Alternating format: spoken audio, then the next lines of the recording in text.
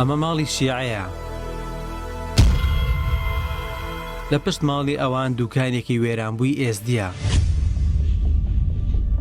لە کۆڵانەکەی دیکە ماڵێکی سونەیە کە لە ئەماندایە داعش بە دەستی خۆی لەسەر دیوار و دەرگاکان ئاین و نەتەوە و مەزهەبی هەمووانی دیاری کردووە.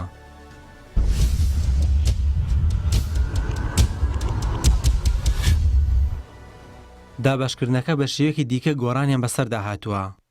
ئاڵا و ڕەنگ و بارەگاکان ماڵ و گەڕەک و کۆڵانەکانی بەپێی لایەنەکان دابەش کردووە.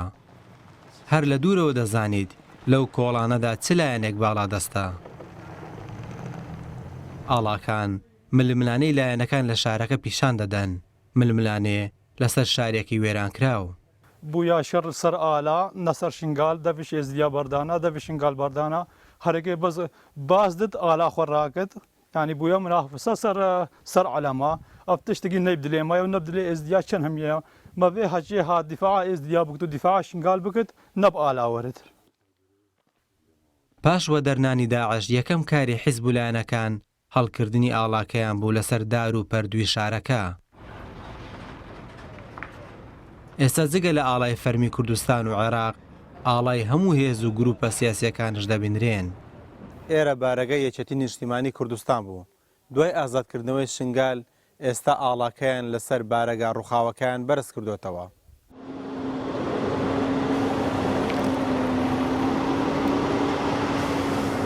داعش لە شارەکەەوە دەرنراوە، بەڵام هێشتا دروشمەکانی بەسەر وێرانەی ماڵ و دوکانەکانەوە وەک میراتێکی داعش بەجێ ماوە.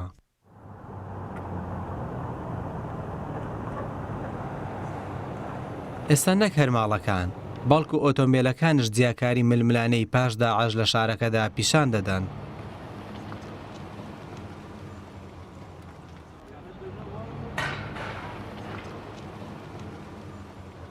لە نێو شنگال ئاڵای جۆرا و زۆر دەبینرێن. ئەستەمە بۆ کەسێکی تازە هاتوو بزانێت خاوەنی هەموو ئاڵاکان چێن.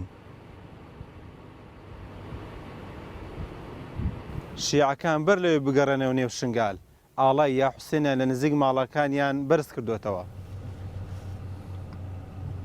بەسەر وێرانەی شنگالەوە ئاڵا نوێیەکان دەشەکێنەوە. ئاڵاکان بردراونەتە سەر بەرزترین ستون و تاوەری نێو شارە وێرانبووەکە. بەڵام ئێزدیەکان بەرزتر لە بەرزی ستونی ئاڵاکان بەسەر چیای شنگالەوە دەڕوانە ئەو ململانەیە. ئەوان دەخوازن هەوای سەرچیا جلوبەرگە تەڕەکانیان وشک بکاتەوە کە بە تەنافی پاڵخێمەکانیان هەڵیان خستووە. پێناچێ لایەن گرنگ بێت ئاڵای کام حیزب دەشەکێتەوە. سۆران بەهادین، ڕوودا و شنگال.